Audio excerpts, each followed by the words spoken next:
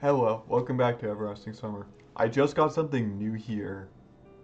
It says he suddenly remembered that scrap of paper and a few words on it. Ah, I've seen them before. How could I be so ignorant? Maybe all these pioneers, all this gobbledygook clouded my consciousness so much. My head was literally bursting with questions. However, physical fatigue, and more importantly, emotional fatigue, took its toll, and I fell asleep. I got something new there. That was weird. I don't know what that was. Alright.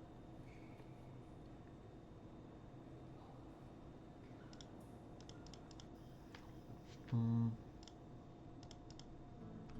Mm, mm, mm,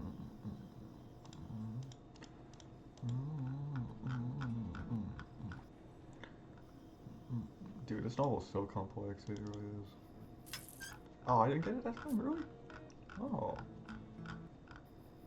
Oh, I don't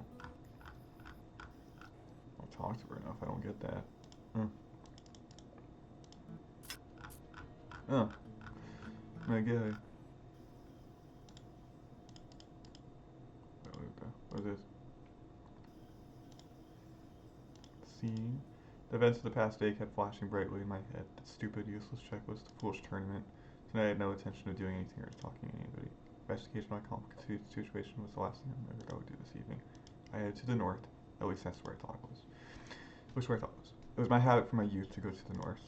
I like this part of my hometown more than the southern districts. Traveling to the Black Sea resorts was never my thing either. Boundless forests and fields were much closer to me than beaches and barkings. Several minutes later, an open-air stage consisting of several wooden benches and a platform appeared before my eyes. I climbed onto the stage. So much varied musical equipment, loudspeakers, a microphone stand, and even a piano. I imagined a crowd of people in front of me, everyone screaming, shouting my name, myself blinded by the spotlights. I imagined a guitar in my hands and attempted to play along a striking solo. I suppose it looked pretty funny from a stranger's point of view, a weird guy swinging his arms on stage, jumping around looking ape and making faces. I hope no one can see me here. Hey! Piped up from somewhere above. Oh, this is the one I need. Okay. I looked up and saw Ulyana taking over the beam with under stage ceiling. And what are you doing here? I'm just... Denial was obviously futile. You saw it, didn't you? I said in frustration and turned away. Oh, I see a wasted guitar talent in you. I said nothing. Hey, come on, don't frown. It was funny enough. She giggled. Funny enough, eh? I huffed. Yep, Ulyana answered calmly. Come up here, dude. Where to? To me. I ain't gonna get up there. You don't even try to convince me. Not that I have a fear of heights. It's just that climbing up there is pointless, isn't it? No, just get over here. I felt in my bones that something was going wrong, but still slowly headed her way. When I found myself standing under Ulyana, she cried out, "Catch me!" and jumped. Thousands of thoughts flashed through my mind in an instant. How would I catch her? Is it worth trying? What if she dies? What if she breaks my something? Why does this happen to me? That's her own fault. No more fooling around. Wow, what a number of thoughts come and go within the blink of an eye, when sometimes many years are not enough to come up with a single idea. Alas, logic and self-preservation instinct won the battle, and I stepped back. Ulyana landed gently, tumbled, instantly jumped to her feet, and looked at me with offense. Holy moly, why didn't you catch me? You didn't get hurt, I answered, shifting my glance. What if I did? But you didn't. What's up with you? Watched too many B-movies recently? So, don't you care about me? She grinned. Well, in this situation, certainly I do care. I'm flattered. Hey, don't get any ideas.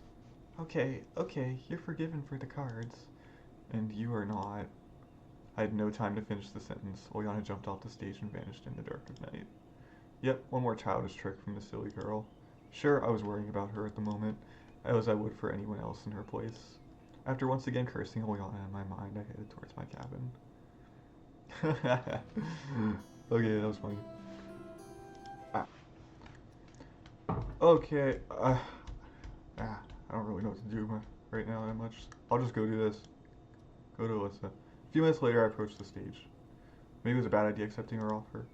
Just talking to Vasquez's guy means danger. On the other hand, I wasn't eager to go to the dance. What can I do there? I don't need to disgrace myself. No, I'm better off listening to Alisa play the guitar. Coming closer, I saw a person sitting on the edge of the stage with her legs dangling. So you came after all. Alisa put the guitar aside and jumped to the ground. There was even a trace of joy on her face for a moment. Playing for someone is surely more interesting than being alone. As you can see, what are we going to do? What do you mean what? I'm asking you. Well, you wanted... I got a sudden idea that that the situation is one of your usual pranks, and I should never have expected to hear any guitar songs. I'm going to bed. Bye. I turned around and waved a hand intentionally slowly. Hey, Alyssa grabbed my sleeve. What? Don't you want to listen? Listen to what? You yourself don't know what you're going to do. Of course I know. She took the guitar and hit the strings with a plectrum a couple times. Sit next to me. I didn't object, and in a moment I was sitting beside her. It's better this way. Miss the dance, leave now, and then what would I do? The role of a stranger was more suitable for a passive observer and not for the eager seeker of answers who I wanted to be so badly. So, I'll show you how to play this song now. Just like that, right away? What do you mean right away? I haven't held a guitar for a long time. She could probably guess how long it had been since I'd held one. My skills were enough to make a cat laugh. It's not difficult. I threw an intense look at Alyssa. It distinctly seems to me now that she just can't express her feelings. She could lose her strange self-control for a moment and I'd get to see a casual and even funny and friendly girl. And then when her self-confidence and impudence turned back on, it was familiar as usual, and which was the real one. Hey, what?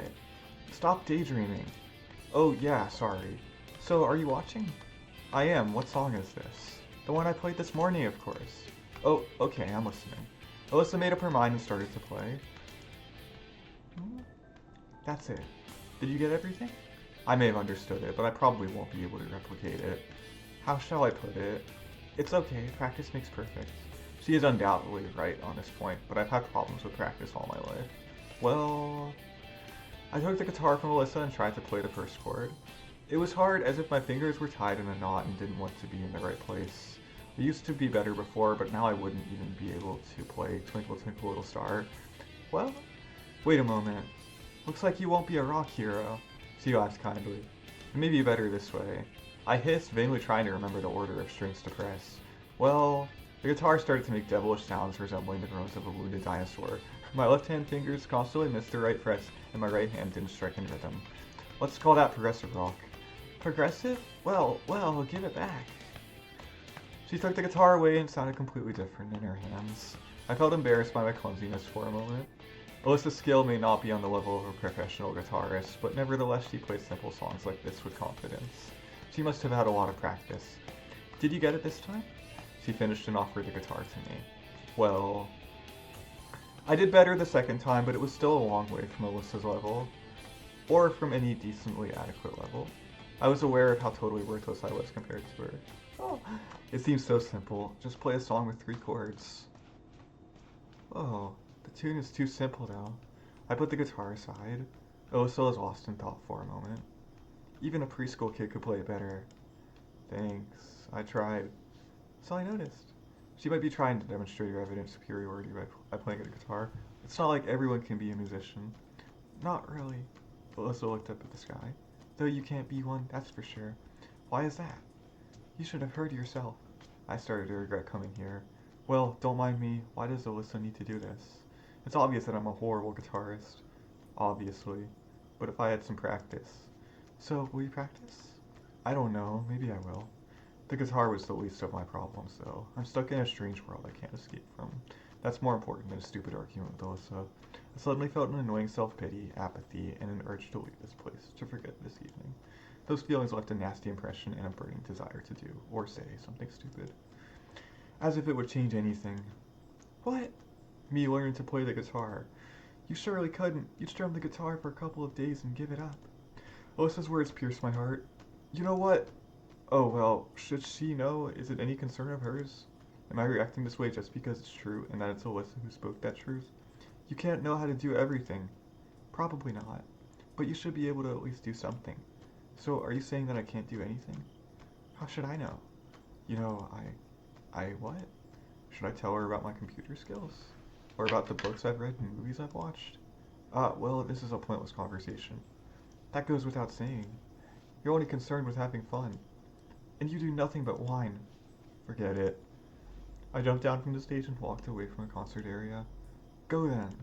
I heard Alyssa yelling to me. I'm already going, I hissed. The path led me back to the square. There was Slavia in the center of it, sweeping the area. Oh, Semyon, hi. I thought everyone was already asleep. No, what are you doing? Cleaning up after the ball. Why didn't you come? Just... And where have you been?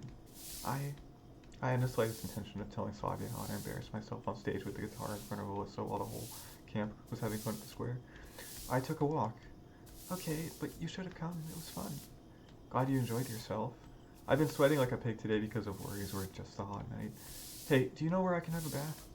Certainly. Go straight, then a bit to the left by the path, then to the right, and there will be a bathhouse. Should I accompany you? No need. I'll find it myself. I totally didn't want to burden her more. I walked along the forest path in the direction Slavia showed. My whole body was itching. How didn't I notice it before? And more importantly, what else hadn't I noticed? If things keep going like this, then I'll have to stay in this world forever. I shivered at the thought. Probably at the idea that I didn't feel any terror, or even just fear. Just like it's all the natural flow of things. I could see a bathhouse behind the trees. And why do the pioneers have baths here? Olga Dmitrievna had said something about repairs to the showers, though. No reason to worry about it now. There were soap and clean towels, so I quickly washed myself, went outside, and breathed in a chest full of fresh night air. It's so wonderful that physical cleanliness can bring spiritual cleanliness. All my problems, if not went away, then at least became less important. It's like the water washed away not only dirt from body, but also the anxiety from my mind. I suddenly started yawning, so I headed to the leader's cabin, rubbing my eyes. I didn't take even a few steps before Alisa jumped out from the bushes. What are you doing here? I was just washing myself. She came to her senses and spoke again. And? And what? How should I know? Then why do you speak if you don't know? All my peace of mind vanished in a moment, only the irritation and the weariness remained. Okay, well, if you don't mind. Wait, now what? If back there on stage you thought that, well, I didn't want to offend you or anything. It's okay, I'm not offended, I just can't play the guitar. Nothing special, a lot of people can't. I felt that there were obvious signs of irritation in my voice, but I couldn't do anything about it. I wanted to say everything to her face right here, right now. Exactly, you can't. Alisa obviously restrained herself from laughing. Oh, I've already had enough of you. She totally drove me out of my wits at that moment. In another second, I would have started to yell at her. Or worse. Wait, would you just leave me alone? Alisa followed me but didn't try to stop me. I really didn't want to offend. Some invisible power made me to turn around. Okay, can I go now? Yes, of course. In the moonlight, Alisa looked very beautiful with a brief guilty expression on her face. If she could only keep her mouth shut. What are you smirking at? Although, nothing. I just thought that if only you were a little bit more polite. Then what? I shouldn't say such things. People could get ideas depending on their intellectual abilities. Then nothing. You should finish what you started. There's nothing to finish. I'm very tired and I'm going to sleep. Stop right there. Don't make me run away from you. As if you could. She may be right. I'm already exhausted from this day, and naturally I had no intention of running after a bath. So what? What? If only I would be more polite, then what? Try it and you will see. Why should I do anything for a fool like you? Then don't try it. What does it have to do with me? I sighed and dragged myself to the square. And what about you then? What? I replied without turning to her. Well, if I would, then you... I don't know what are you talking about, but let's think that I would if it's easier for you. Moron! Alisa yelled at me and headed to the bathhouse. The square shined with the cleanness of a German road, which were washed with shampoo, or so people said. That's suave for you. And I just argued with Alisa and nothing else. What for? As if it was really necessary. And her behavior. In any other situation, I would have surely said that Alisa likes me and just hides it behind her rudeness. That's not important right now, though. Relationships, love, anything. Maybe she isn't even a human. And what if she was a human and all this was happening in the real world? I drove those thoughts away and headed to the leader's cabin. Tiredness had overwhelmed me. It was like an invisible obstacle stopped me in front of the door. Olga Dmitrievna certainly would like to know where I was and why I missed the dance. I'll get a full interrogation for sure. Counting the absence of Alisa at the dance too, it wouldn't be hard to guess that we skipped it together. On the other hand, should I even tell her that instead of going to the dance, Alisa practiced playing the guitar and I just went along with the flow? Nothing special, actually. Doesn't really matter why I left. So, at the same time, I thought that it could be better to keep silent. Well, I'll decide on the spot. I decide and pull the door handle. Olga Dmitrievna was already waiting for me wearing a dress. So, Semyon, where have you been? I... Tell her that you've been with Alisa. Make up another excuse. Tell her that I've been with Alisa. To tell the truth, I was at the stage with Alisa. And what did you do there? Played the guitar. Okay, that's not important. Why didn't you come to the ball? Well, frankly speaking, I don't like dancing. So what? That was a camp public event, which means every pioneer had to attend. She looked at me intently. You could just sit there, somewhere quietly. I'm sorry. I sighed. Okay. The leader softened. Go to bed quickly. The storm had passed. I tossed and turned but couldn't sleep. My head was full of thoughts about music, guitars, and Alisa. I wonder, could I become a professional musician? And do I even want to be one?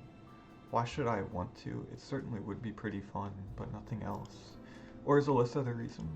She really is like an energy vampire, sucking all your juices. My eyes started to close and I fell asleep a moment after.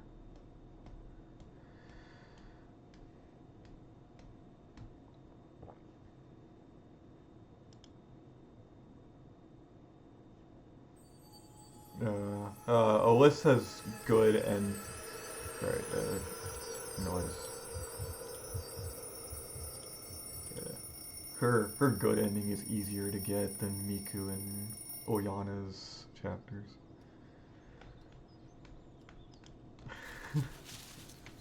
Might actually be easier.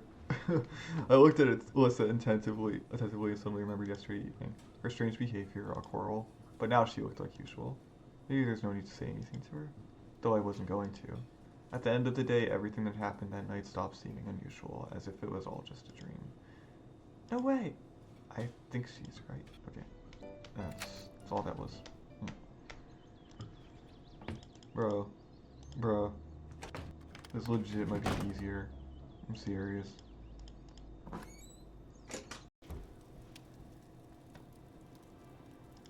Okay, I did get Ulyana. I didn't think about Ulyana that evening at all. That thing with the cake. Like it didn't even happen. Though I remembered well her resentful, disappointed face.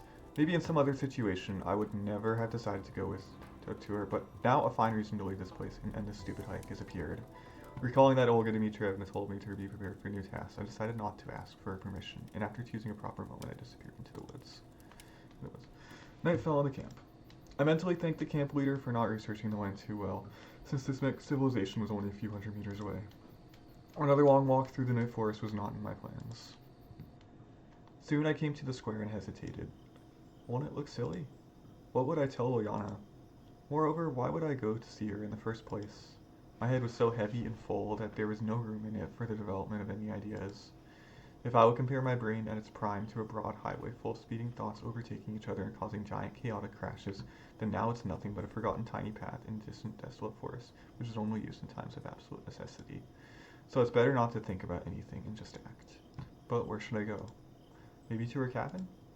And what if she's not there? All of a sudden, something knocked me down and I fell to the asphalt. It's a good thing I had time to stretch out my arms, otherwise I would have broken my nose. Gotcha! I quickly got up from the ground and saw Ulyana standing before me. What are you doing?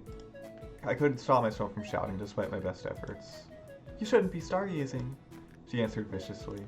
What if I had smashed my nose or had broken my arm? I said more calmly. Well, neither of those happened. Look, why do you always mock me? I always regret my decision to try and ease her loneliness. Was today's punishment not enough for you? Can you even draw simple conclusions? It's entirely your fault. A smile instantly disappeared from Ulyana's face. What exactly is my fault? Everything. You mean I am to blame all the time? Yes. She crossed her hands in front of her chest and turned away. Great. I suddenly wanted to get away from this place as fast as possible. But it was because of you I came here. What? I guess you are quite bored given that everybody is hiking and you are alone here. I don't care, she yelled cheerfully. Well, if things are that way, what do you want to do? What do you mean? Well, if you came here because of me. Such a thought hadn't occurred to me, although I don't really know what I came here for. After such a greeting, I no longer want to do anything. Then it's up to me to choose, said Ulyana cheerfully and started to think. I stared at her for some time, but then couldn't stand it. Listen, if you are again planning to... I know. Let's scare the others. We'll dress up as ghosts, for example. It's going to be so fun. I didn't find this funny in any way. Enough of that already. I began tiredly, but broke off. Maybe that's not such a bad idea. After all, by the time she thinks it over and gathers all she needs, Olga Dmitrievna and the Pioneers will already be back. If I came here because of Ulyana, then I need to play along. Perhaps you're right. What? She was looking at me with her eyes wide open. Are you going to agree just like that? Well, what's so wrong about that? And furthermore, if you insist. She studied me attentively for several seconds and then rattled off. Excellent. Then we need some bed sheets. We want to look like real ghosts, don't we? Probably. You go get them, Ulyana announced imperiously. Where do you think I'm going to get them? Am I going to get them? Take them from your cabin, obviously. It wasn't that obvious to me. So, you don't want to? She instantly made a gloomy face. Okay. I recall the fact that there were spare sets of bed lining in Olga Dmitrievna's wardrobe, so maybe there was nothing to worry about. Well, we approached the camp leader's cabin, and I said to Ulyana, "Wait for me here." Sir, yes, sir. She rattled off and saluted me. It seemed Ulyana was entirely immersed in the game. I quickly found 2 clean white bed sheets. It's a shame that they are going to get smudged. Here, take it. I handed one of the bed sheets to her. It's too large for me, Ulyana said after twirling it in her hands. No wonder, considering her height. Give it to me. I folded the bed sheet in half and gave it back to her. It's much better now. Follow me. She put the white cloth over her head and ran into the forest. Wait! I threw myself after her. Oh, just a few minutes later, we were near the Pioneers' campfire, hiding behind the trees. Now it was clear that the trick, harmless at first, was taking an unpleasant twist. For some reason, I was sure from the start that the hike would end before Ulyana took any actions, and now we were standing 10 meters away from the Pioneers, dressed in bed sheets. We didn't look frightening at all, rather we looked comical. Get ready, on my command. Wait. Actually, I was joking when I agreed to all this.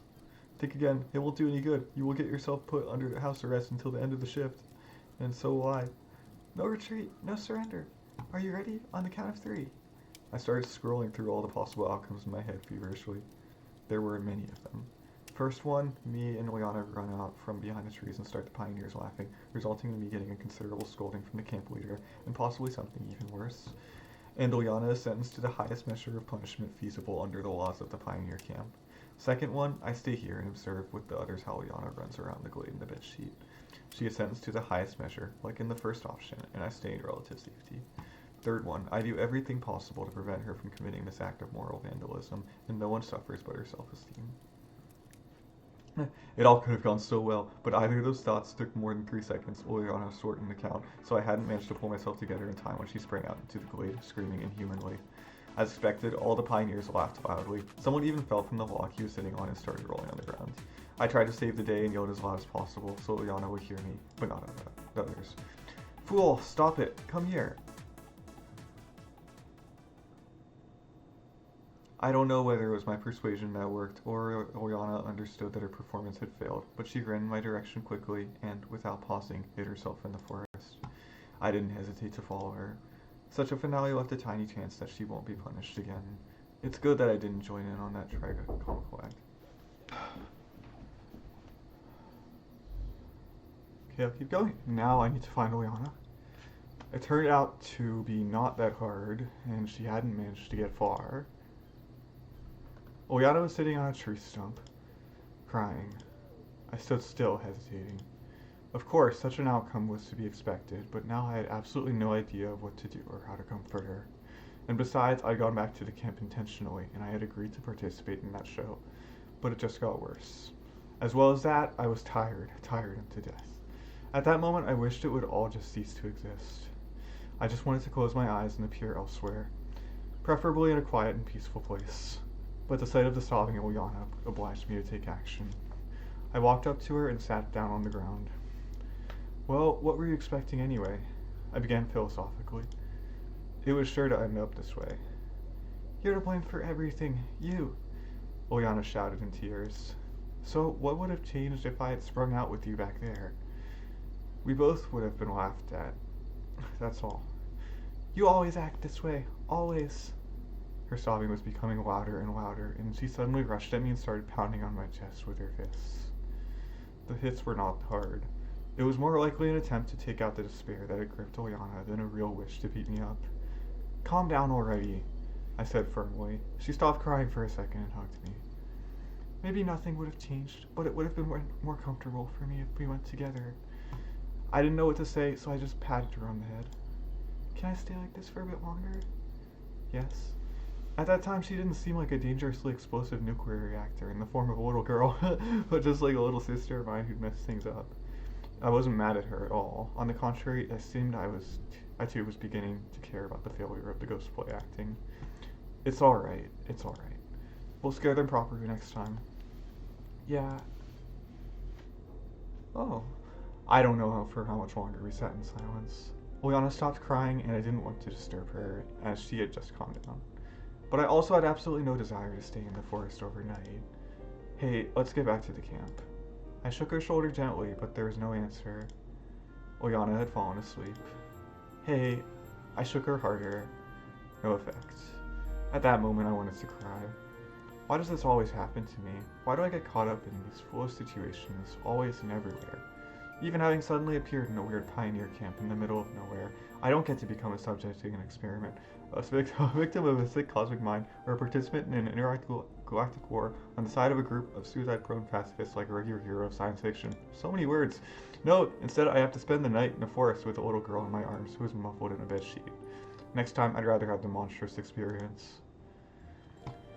I stood up and put the sleeping Ulyana on my back.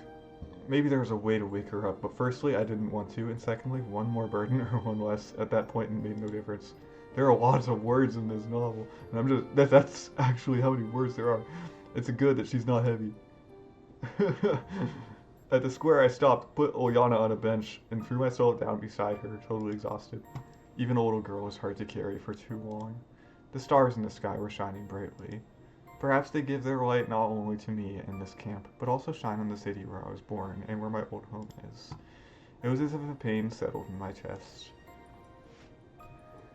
Ooh. I envisioned my old flat clearly, and a detestable burning started to make its way from my stomach to my throat. No, it was not wistfulness, more like a sad reminiscence. Because despite all that's happened, I'd felt more alive in less than 5 days here than I had for the last several years there. And now I really wasn't sure if I wanted to get back. Only one question still ate at me: how and why I ended up here. It flared up yet again in my mind. I haven't spent much time seeking answers or even just thinking about my situation lately. My thoughts were occupied with everyday, routine affairs. And now, in order to break away and be able to wish to stay here for good, I need to understand the nature of this place. It's just that even a nightingale in a golden cage has a right to know how and by whose will he got in there. And after that, to make the choice whether to stay or not. I don't know how much longer I would have been devoted to existential thoughts, but Ulyana's loud snoring brought me back to reality. So small, but she snores so loudly. I sighed, put Ulyana on my back again, and headed to her cabin. I had no desire to explain everything to Alisa, so I just put the sleeping Ulyana on the porch, knocked at the door, and left quickly. I approached Olga Dmitrievna's cabin with mixed feelings. On the one hand, I had done what I intended to do. I had comforted and entertained Ulyana. On the other hand, the 2 crumpled bedsheets in my hands looked more like rags left over from some worn-out straitjacket. I opened the door softly and went in. Semyon. Olga Dmitrievna was sitting at the desk, and it seemed she had been waiting for me. Do you want to explain something to me? Well, just don't scold her again. It's my fault. Just like that, I became a hero, to my own surprise. My tongue acted faster than my thoughts. Perhaps some of my best traits, which even I wasn't aware of, have shown themselves. Humidity as opposed to common sense. Really? Having started this, I chose to stick to my decision. Well, it was me who got the bedsheets, and I was standing behind a tree back then. Behind what tree? The camp leader looked at me in astonishment. So, what did you need bedsheets for? I realized my mistake. So, you are not talking about the forest thing? Semyon, I don't understand you. I wanted to know where you disappeared so mysteriously during the hike, but now I would be interested in listening to your bedsheet story. But it was impossible that she and all the others hadn't seen Ulyana's performance. The pioneers laughing out loud couldn't have been only my imagination. Olga Dmitrievna, I'm serious. Didn't you see someone in a bedsheet spring out at you recently? So, it was you? She gave me a close look. No, it wasn't me. Couldn't she tell just from my height? But you're holding the bed sheets. Yes. I couldn't understand if she was playing me for a fool, or she really didn't know what this was all about. Olga Dmitrievna, let's act like this conversation never happened. I'm too tired for today. Alright, go to bed. To my surprise, she readily agreed. Of course, I was astonished by such a reaction, but I decided to use the moment. I wrapped the blanket around myself and turned to face the wall. But I couldn't sleep. There were no thoughts. My head was aching, but I still couldn't manage to fall asleep. I rolled to the other side, and images of the day started to flash before my eyes. I shut my eyes tight to drive them away, but it didn't work. Suddenly, I heard a knocking at the window. Olga Dmitrievna seemed to be asleep. I dressed myself and walked outside. Oh. Ulyana was standing before me with a tricky smile. How did you manage to carry me to the cabin? Wasn't it hard? Not really. What have you come for? I couldn't sleep, but at that moment, the bed seemed to be the only place where I could reside with no suffering, which is why Ulyana's sudden visit didn't please me at all. How was she? Did you get scolded? No, I avoided it somehow. That's great then. I always get lucky. That's for sure. My eyes began closing despite my will. It seems that slumber has finally come upon me. Look, I'm very tired. This won't take long. Close your eyes. It was the easiest thing to do, and I didn't even want to know what she needed it for. Maybe that way she would leave me alone sooner. I closed my eyes. Oh. Oh. And in that moment, I felt a brief kiss. Oh, my eyes opened by themselves, but Ilyana was already running away, waving her hand to me. I stood still, benumbed, and I couldn't even manage to shout anything after her. I don't know for how long I stood like that, but eventually the night chill cleared my stupor. Oh, I shivered and went back to bed. This time I didn't want to sleep. I wanted to think it all through, but my eyes, which had begun to close as I was standing before Ulyana, seemed to issue a command to the rest of the body and I fell asleep before I realized what happened.